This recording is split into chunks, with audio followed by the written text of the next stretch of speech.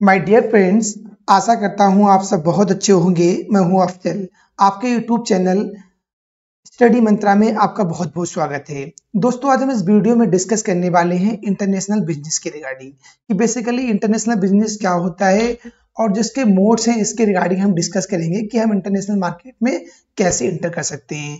तो दोस्तों, ये बहुत ही हेल्पफुल वीडियो है उनके लिए जो यूजीसी नेट मैनेजमेंट या कॉमर्स में तैयारी कर रहे हैं, उनके लिए बहुत ही हेल्पफुल वीडियो है। और मैंने जो मैनेजमेंट एग्जाम्स हैं उनमें भी बहुत ज़्यादा हेल्पफुल है। तो दोस्तों, वीडियो कहीं पे स्किप मत करना, लास्ट तक वीडियो देखना, सारे कंसेप्ट आपके क्लियर हो जाएंगे कि बेसिकली इंटरनेशनल बिजनेस क्या होता है, इसमें हम किस प्रकार से एंट्री कर सकते हैं। तो सबसे पहले मैं चलता हूं और देखता हूं कि बेसिकली इंटरनेशनल बिजनेस क्या है। तो आप देखो कि international business refers to the trade of goods, services, technology, capital और knowledge across nation borders and at a global and transactional scale. International business एक ऐसा बिजनेस है, ऐसा ट्रेड होता है जो गुड्स एंड सर्विसेज में, टेक्नोलॉजी में या कैपिटल एंड नॉलेज में जो अक्रॉस द नेशनल बॉर्डर। जैसे एक इंटरनेशनल बिजनेस की बात करूं कि ऐसा बिजनेस जो इंडिया में भी रन हो रहा है और उसके अलावा जो आउट ऑफ कंट्री है, बाहर भी रन हो रहा है, चाइना में भी रन हो रहा है, यूएस में भी रन हो रहा है, अनदर कंट्री में भी रन हो रहा है। This is called international business. It involves cross border transaction of goods and services between two or more nation. इन्होंने क्लियर करा यहाँ पे कि जो गुड्स और सर्विसेज होती है उनका ट्रांजेक्शन होता है across the border, right, between two or more nation, दो से अधिक नेशंस के बीच जब गुड्स और सर्विसेज का ट्रांजेक्शन होता है, this is called international business. अब देखता हूं कि modes of entry into international business, कि हम इंटरनेशनल बिजनेस में कैसे एंटर कर सकते हैं, इसके मोड्स क्या हैं, तो उसके रिगार्डिंग हम डिस्कस करेंगे। तो आप सबसे पहले देख सकते हैं जो बेसिकली यहाँ पे पॉइंट दिए गए हैं। एक्सपोर्टिंग इसके थ्रू कर सकते हैं, ज्वाइंट वेंचर के थ्रू कर सकते हैं, आउटसोर्सिंग कर सकते हैं, और जो टर्न की प्रोजेक्ट है इसके रिगार्डिंग भी कर सकते हैं, और जो फ्रेंचाइजिंग है इसके रिगार्डिंग भी हम इंटरनेशनल बिजनेस में इंटर कर सकते हैं। मर्जर एंड एक्विजिशन इसके थ्रू भी कर सकते हैं, जो फॉरेन इन्वेस्टमेंट है इसके थ्रू भी हम कर सकते हैं, लाइसेंसिंग हो गया, कॉन्ट्रैक्ट मैन्युफैक्चरिंग हो गई या स्ट्रेटेजिक अलायंस हो गए। जितने भी सारे पॉइंट्स दिए गए हैं इनके थ्रू हम इंटरनेशनल मार्केट में इंटर कर सकते हैं, राइट। तो इनको हम वन बाय वन इनको देखते हैं कि क्या होते हैं, एक्सपोर्टिंग क्या है, इनके रिगार्डिंग हम डिस्कस करते हैं गाइज। तो एक्सपोर्टिंग क्या है? It is the process of selling goods and services produce in one country to the another country.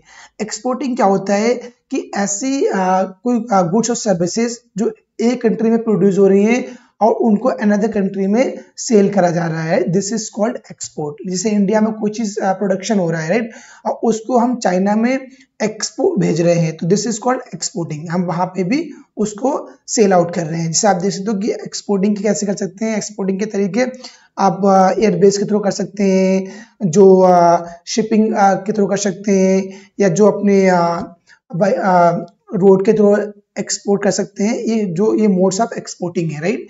और जो डायरेक्ट एक्सपोर्ट, बेसिकली जो एक्सपोर्ट होता है वो टू प्रकार एक्सपोर्ट होता है। एक डायरेक्ट एक्सपोर्ट होता है और एक इनडायरेक्ट एक्सपोर्ट होता है। डायरेक्ट एक्सपोर्ट में क्या होता है कि हम डायरेक्टली एक अपना एक्सपोर्ट कर रहे हैं, कोई हमारे पास बीच में इंटरमीडिएट नहीं है, राइट, हम डायरेक्टली एक्सपोर्टिंग कर रहे हैं, राइट। इसमें क्या होता है, इसमें डायरेक्टली जो कंपनी है उसका अपना रिस्क होता है। एक बड़ी ही कंपनी डायरेक्टली एक्सपोर्ट कर पाती है कि वो उसको अपना एक प्रॉपर सेटअप बनाना पड़े।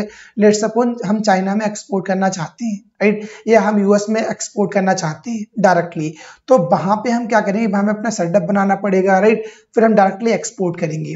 और इनडायरेक्ट एक्सपोर्ट बेसिकली क्या होता है, इसमें रिस्क बहुत कम होता है क्योंकि हम किसी मीडिएटर के थ्रू एक्सपोर्ट कर रहे हैं, राइट, तो वहां पे हमारा इतना रिस्क नहीं रहता है। तो जो छोटे लेवल पे एक्सपोर्ट होता है, छोटी कंपनीज होती हैं, वो बेसिकली प्रेफर करती हैं इनडायरेक्ट एक्सपोर्ट को ही प्रेफर करती हैं। तो आई होप आपको एक्सपोर्ट समझ क्लियर हो गया हो कि एक्सपोर्टिंग कैसे, इसके थ्रू भी हम इंटरनेशनल मार्केट में एंटर कर सकते हैं। नेक्स्ट देखते हैं ज्वाइंट वेंचर। तो बेसिकली ज्वाइंट वेंचर क्या होता है, ये भी एक मोड ऑफ एंट्री है इनटू द इंटरनेशनल बिजनेस। इसके थ्रू भी हम इंटरनेशनल बिजनेस में एंटर कर सकते हैं। देखते हैं, it is a strategy used by the companies to enter a foreign market by joining hands and sharing ownership and management with another company. ये जॉइंट वेंचर बेसिकली इस प्रकार की स्ट्रेटजी होती है, इसमें जो कंपनी के द्वारा फॉरेन मार्केट में इंटर करने के लिए वो एक दूसरे के साथ अपने हाथ ज्वाइन करते हैं और जो ऑनरशिप है या मैनेजमेंट है उसको भी शेयर करते हैं विद अनदर कंपनी। एक दूसरे के साथ अपनी ऑनरशिप हो गया, मैनेजमेंट हो गया, इसको शेयर करते हैं और ज्वाइनिंग हैंड के साथ, ताकि वो फॉरेन मार्केट में एंट्री करना चाहते हैं। तो ये भी बहुत एक अच्छा मोड है, आप इंटरनेशनल बिजनेस में जा सकते हैं। एंड नेक्स्ट पॉइंट देखते हैं, it is used when two or more companies want to achieve some common objectives and expand international operation. ये बेसिकली जब यूज करा जाता है जब दो से अधिक कंपनी जो है उनने एक प्रॉपर अपना कॉमन ऑब्जेक्टिव सेट कर लिया उसको अचीव करने के लिए, राइट, और अपने जो बिजनेस ऑपरेशंस हैं, राइट, उसको इंटरनेशनल ऑपरेशंस करने के लिए करते हैं बेसिकली जॉइंट वेंचर। तो आई होप आपको जॉइंट वेंचर क्लियर हो गया होगा। अगर मैं इसका एग्जांपल लेता हूँ जॉइंट वेंचर का, कि लेट सपोज ऐसे दो कंपनी है, राइट, उन्होंने जॉइंट वेंचर कर लिया कि भाई आपके ये चीजें आप मिलके करेंगे, तो वहां पे आराम से आप जॉइंट वेंचर करके आप, ये भी आपका मोड होता है, आप इंटरनेशनल बिजनेस में जा सकते हैं। थर्ड देखते हैं, लास्ट, आउटसोर्सिंग। बेसिकली आउटसोर्सिंग क्या है, ये भी एक मोड ऑफ एंट्री है इनटू द इंटरनेशनल बिजनेस, इसके थ्रू भी हम इंटरनेशनल बिजनेस में जा सकते हैं।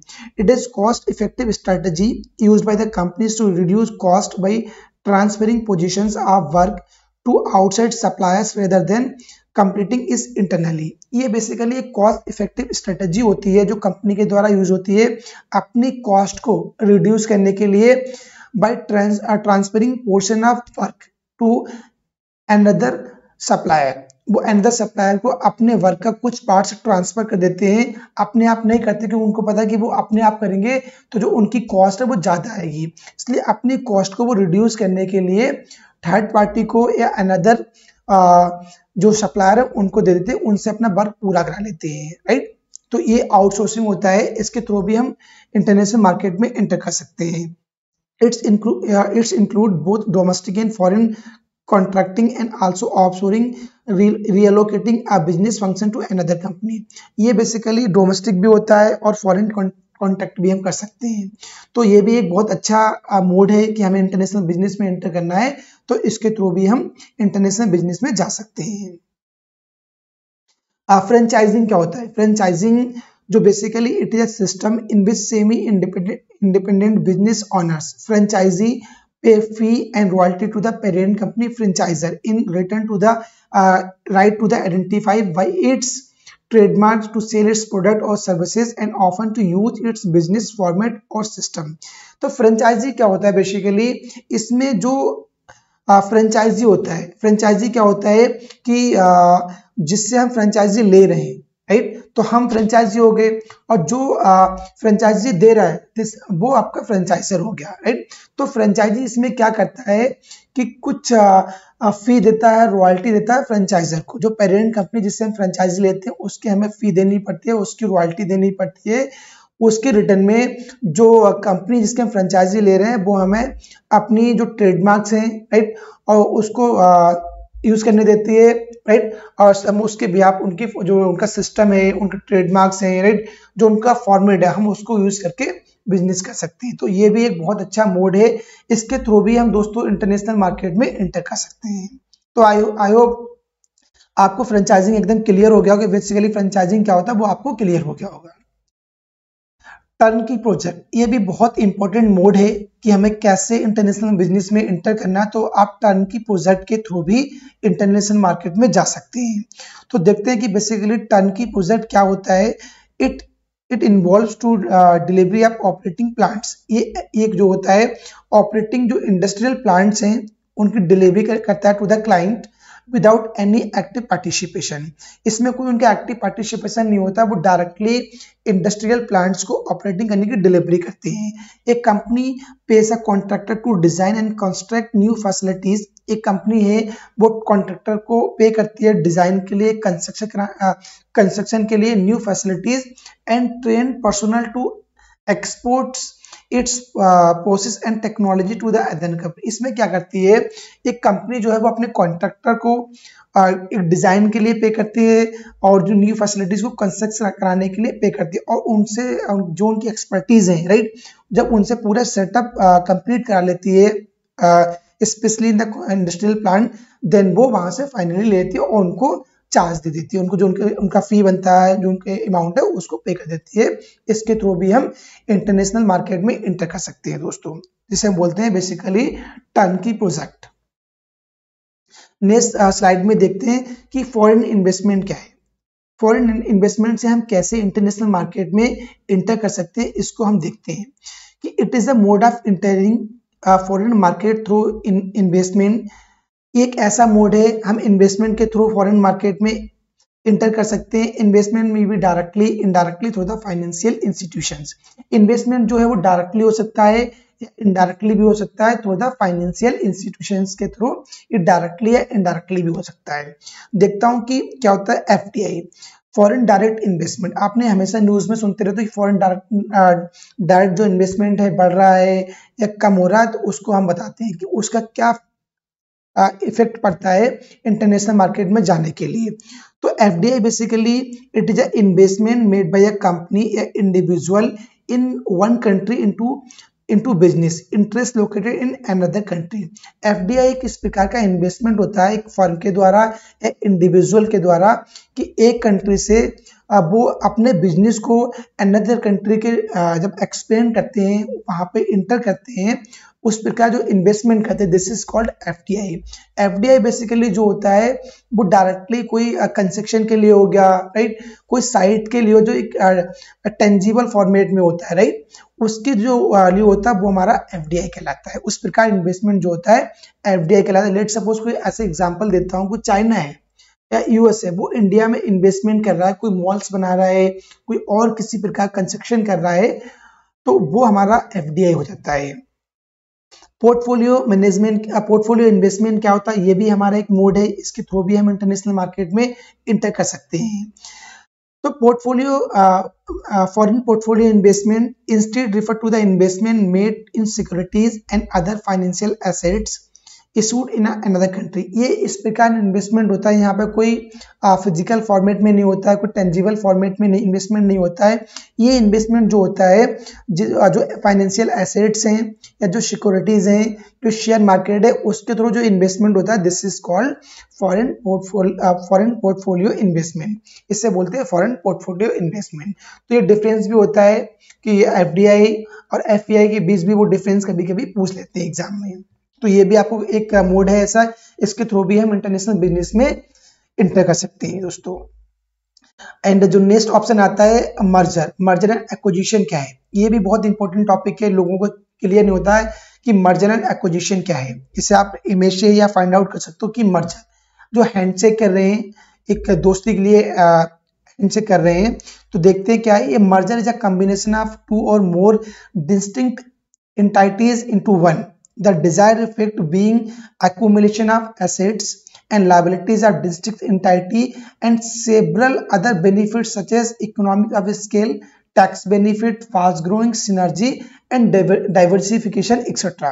मर्जर एक इस प्रकार कॉम्बिनेशन होता है जहां पर दो से अधिक कंपनीज मिलके एक सेट करती है, एक आपस में ज्वाइन कर लेती हैं, राइट। जैसे एक एग्जांपल देता हूं, A+B = AB, ए कंपनी थी, बी कंपनी थी, दोनों अलग अलग वर्क कर रही थी, तो इतना प्रॉफिटेबल नहीं हो रहा था, बहुत सारी प्रॉब्लम थी, तो उन्होंने आपस में एक एग्रीमेंट कर लिया कि हम दोनों लोग एक साथ आ जाएंगे, तो दोनों ने ज्वाइन कर लिया। Then A+B = AB। तो उसमें क्या होता है, उसमें जो उनका इकोनॉमिक्स ऑफ स्केल है वो बेटर हो जाता है, टैक्स बेनिफिट है वो भी उनको बच जाते हैं, और बहुत फास्ट वो ग्रोइंग करती है, और सिनर्जी भी उनके लिए आ जाती है। सिनर्जी आप ऑलरेडी जानते होंगे, सिनर्जी की बहुत बड़ी ताकत उनके लिए आती है कि 1+1 × 11, राइट। इतनी बड़ी स्केल पर उनके लिए एक ताकत आ जाती है। और डाइवर्सिफिकेशन, वो अपने प्रोडक्ट्स को, अपनी मार्केट को बहुत डाइवर्सिफाई कर सकते हैं मर्जर और एक्विजिशन के थ्रू। तो ये भी बहुत अच्छा एक ऑप्शन है कि हम इंटरनेशनल बिजनेस में इंटर कर सकते हैं, right. And the merging entities cease to be in existence and merge into a single surveying company। तो यही कहते हैं कि A+B = AB। जैसे हमें चाइना की मार्केट में एंटर करना है, राइट, तो हमने वहाँ की जो लोकल कंपनी है उससे हमने एक एग्रीमेंट कर लिया, हमने उसके साथ एक मर्जर कर लिया, उसके हमने एक्विजिशन कर लिया कि भाई हम लोग मिलके काम करेंगे और इस मार्केट में बहुत ज़्यादा डाइवर्सिफिकेशन करेंगे, अपने प्रोडक्ट या सर्विसेज को सेल आउट करेंगे। तो आई होप आपको मर्जर एंड एक्विजिशन एकदम क्लियर हो गया होगा कि बेसिकली मर्जर और एक्विजिशन क्या होता है, इसके थ्रू कैसे हम इंटरनेशनल मार्केट में एंटर कर सकते हैं। लाइसेंसिंग जो नेक्स्ट है वो लाइसेंसिंग, ये भी एक मोड है इंटरनेशनल बिजनेस में, हम इसके थ्रू एंटर कर सकते हैं। तो देखते हैं कि लाइसेंसिंग बेसिकली क्या होता है। Licensing is a method in which a firm gives permission to a person. Licensing एक ऐसा मेथड है, इसमें जो फर्म होती है वो परमिशन देती है टू द पर्सन को परमिशन देती है to use its legally protected product and technology. अपने पर्सन को परमिशन देती है यूज करने के लिए जो उसके लीगली प्रोडक्ट एंड टेक्नोलॉजी है, like trademarks and copyrights, and to do a business in a particular manner. एक पर्टिकुलर मैनर में उनको एक परमिशन देती है कि उनको जो लोगो है, जो ट्रेडमार्क्स है या कॉपीराइट्स है, उसका लाइसेंस दे देती है, राइट, एक proper and for the agreed period of time with in agreed territory. और उनका एक आपस में एग्रीड हो जाता है कि भाई आपको इस समय तक हम लाइसेंस देंगे, एक पीरियड डिसाइड कर लेते हैं और एक टेरिटरी भी डिसाइड कर देते हैं कि आप जो हमारा लाइसेंस है वो इस टेरिटरी के लिए वैलिड है, तो आपको पूरी अंडरस्टैंडिंग वहां पे हो जाती है। तो हमारा ये भी एक बहुत अच्छा मोड है, mode into the international business, licensing. तो आई होप आपको दोस्तों लाइसेंसिंग भी क्लियर हो गया होगा। नेक्स्ट देखते हैं कॉन्ट्रैक्ट मैन्युफैक्चरिंग। तो बेसिकली कॉन्ट्रैक्ट मैन्युफैक्चरिंग क्या होती है, आप इमेज से ही देख सकते हैं। कॉन्ट्रैक्ट मैन्युफैक्चरिंग है अपनी जो मैन्युफैक्चरिंग है उसको किसी कॉन्ट्रैक्ट के बेसिस पे दे दिया। इसका देखते हैं क्या मीनिंग है इसका। When a foreign firms hire a local manufacturer, जब एक फॉरेन फर्म एक लोकल मैन्युफैक्चरर को हायर करती है टू प्रोड्यूस देयर प्रोडक्ट, अपने प्रोडक्ट्स को प्रोड्यूस करने के लिए, and a part of their product, या अपने प्रोडक्ट्स के कुछ पार्ट्स के लिए, it is known a contract manufacturing. This method utilize the skills of a local manufacturer and help in reducing cost of the production. ये ऐसा एक method होता है जो यूटिलाइज करते हैं जो लोकल मैन्युफैक्चरर हैं उनके स्किल्स को यूटिलाइज करने के लिए, और जो हमारी कॉस्ट है, कॉस्ट ऑफ प्रोडक्शन है, उसको रिड्यूस करने के लिए हम इसे यूटिलाइज करते हैं। The marketing and the selling of the product is the responsibility of the international firm। इसमें क्या होता है, जो हमारे फाइनली सर्विस तैयार होती है, जो गुड्स वगैरह तैयार होते हैं, उसकी जो मार्केटिंग और सेलिंग की जो रिस्पॉन्सिबिलिटी होती है ओनली द पेरेंट कंपनी की होती है। इसमें ये नहीं जो कॉन्ट्रैक्ट हमने जिसको दिया था उनकी कोई रिस्पॉन्सिबिलिटीज नहीं होती, वो आपका जो मैन्युफैक्चरिंग है या जो सर्विस है वो आपकी वो कंप्लीट करके दे देती है। बाकी आपकी टोटली रिस्पॉन्सिबिलिटी है कि आपको मार्केट में कैसे सेल करना है, इसके लिए क्या स्ट्रेटेजीज बनानी है, क्या आपको मार्केटिंग स्ट्रेटेजीज यूज करनी है, वो टोटली आप उसके लिए रिस्पॉन्सिबल होते हैं। तो आई होप आपको कॉन्ट्रैक्ट मैन्युफैक्चरिंग भी क्लियर हो गया होगा। नेक्स्ट देखते हैं स्ट्रेटेजिक अलायंस, कि बेसिकली स्ट्रेटेजिक अलायंस क्या होता है और इसके थ्रू हम इंटरनेशनल मार्केट में कैसे एंट्री कर सकते हैं, राइट। अगर कभी आप भी एक बिजनेसमैन होने के बाद, राइट, और आप इंटरनेशनल मार्केट में जाते हो तो आप जितने भी मैंने आपको बताए हैं जो मोड्स हैं वो यूज कर सकते हो, और जो मैं डिस्कस करने जा रहा हूँ स्ट्रेटेजिक अलायंस, इसके थ्रू भी आप इंटरनेशनल मार्केट में एंट्री कर सकते हो। तो देखता हूँ, it is a voluntary formal agreement between 2 और मोर कंपनीज। ये एक ऐसा वॉलंटरी अपनी इच्छा के अकॉर्डिंग एक ऐसा एग्रीमेंट होता है टू कंपनीज के बीच, दो कंपनी के बीच, to pool their resources to achieve a common sets of objectives. जो उन्होंने अपना एक ऑब्जेक्टिव सेट करा है उसको अचीव करने के लिए अपने जो रिसोर्सेज हैं उनको यूज करते हैं, वाइल रिमेनिंग इंडिपेंडेंट एंटाइटीज। बाकी जो हैं उनकी जो एंटाइटीज वगैरह है वो इंडिपेंडेंट रहती है, कोई मतलब नहीं होता है। पर्टिकुलर जो अपनी स्ट्रेटजी है, जो अपनी स्ट्रेटजी थी, उन्होंने अपनी आपस में स्ट्रेटजी को शेयर कर लिया और एक कॉमन ऑब्जेक्टिव सेट कर लिया कि हमें ये अपना कॉमन ऑब्जेक्टिव अचीव करना है, बेस्ट मैटर में इफेक्टिवली यूटिलाइजेशन ऑफ रिसोर्सेज, उनके पास रिसोर्सेज हैं उनका बहुत ही इफेक्टिवली एंड इफिशिएंटली यूज करके हम अचीव कर सकते हैं। And it is mainly use to expand the production of capacity, ये जो मेनली यूज होता है अपनी जो प्रोडक्शन कैपेसिटी है उसको एक्सपेंड करने के लिए, and increase market share of the product, और अपने जो प्रोडक्ट का मार्केट शेयर है उसको इंक्रीज करने के लिए हम इसका यूज करते हैं स्ट्रेटेजिक अलायंस का दोस्तों। And alliances help in developing new technologies, ये जो अलायंस होता है, जो एक समझौता होता है अलायंस, तो वो न्यू टेक्नोलॉजी को डेवलप करने के लिए एंड यूटिलाइजिंग ब्रांड इमेज, और अपनी ब्रांड इमेज को यूटिलाइज करने के लिए, sorry, and market knowledge of the both the companies, और जो कंपनी, दोनों कंपनी की जो मार्केट नॉलेज है या जो ब्रांड इमेज है उसको यूटिलाइज करने के लिए हम स्ट्रेटेजिक अलायंस कहते हैं। तो ये भी बहुत ही हेल्पफुल मोड है, इसके थ्रू हम इंटरनेशनल बिजनेस में एंट्री कर सकते हैं। तो ये सारे मैंने पॉइंट्स कवर करे हैं, तो जितने भी जो मोड्स ऑफ एंट्री हैं वो मैंने आपको 1 बाय 1 एक्सप्लेन कर दिया है। तो आई होप आपको सारे पॉइंट्स क्लियर कर दिए हैं दोस्तों। और दोस्तों ये जो मैंने पॉइंट्स आपसे डिस्कस करे हैं ना, जो मोड्स ऑफ एंट्री है ये बहुत ही इंपॉर्टेंट है, राइट। इनको आप अच्छे से एक बार रीड आउट करना, राइट। कुछ डाउट्स है तो डायरेक्टली आप मुझे मैसेज ड्रॉप कर सकते हैं कमेंट बॉक्स में, और आप जो मेरा टेलीग्राम चैनल है वहां मैं उसका जो लिंक है वो डिस्क्रिप्शन बॉक्स में मेंशन कर दूंगा, तो वहां से टेलीग्राम चैनल भी ज्वाइन कर सकते हैं। तो दोस्तों अगर आप चैनल पे नए हैं तो चैनल को सब्सक्राइब करें, अगर आपको ये वीडियो अच्छी लगी हो तो इस वीडियो को लाइक करें, कमेंट करें और अपने दोस्तों को भी शेयर करें। और दोस्तों मिलता हूं नेक्स्ट वीडियो में। और एक आपसे चीज शेयर करना चाह रहा था, जो डिस्कस करना चाह रहा था, जितने भी जो इंटरनेशनल बिजनेस का जो मैनेजमेंट की यूनिट है, राइट, यूजीसी नेट की जो 9th यूनिट है, इस यूनिट को मैं कंप्लीट तैयार करूंगा, कंप्लीट आपको पढ़ाऊंगा इसी यूट्यूब के थ्रू, इसी प्लेटफॉर्म के थ्रू। तो आप मेरे साथ जुड़ सकते हैं और मिलके आपकी मैं एक स्ट्रेटजी आपकी प्रिपरेशन कराऊंगा। तो डेफिनेटली आप जो यूजीसी नेट है या जो जेआरएफ है उसमें आपको बहुत हेल्पफुल होगा और डेफिनेटली उसको आप क्रैक कर पाएंगे। तो आप मेरे साथ लगातार बने रहिए, राइट। मैं रेगुलरली बेसिस पे, राइट, मैं वीडियो लेके आऊंगा और पूरी जो कंप्लीट प्रिपरेशन है यूजीसी नेट की या जो अनदर मैनेजमेंट एग्जाम है, कॉमर्स एग्जाम है, उनकी मैं कंप्लीट प्रिपरेशन कराऊंगा, राइट। तो दोस्तों चैनल को जरूर सब्सक्राइब करना, राइट। और चलता हूं, मिलता हूं नेक्स्ट वीडियो में। Thank you so much.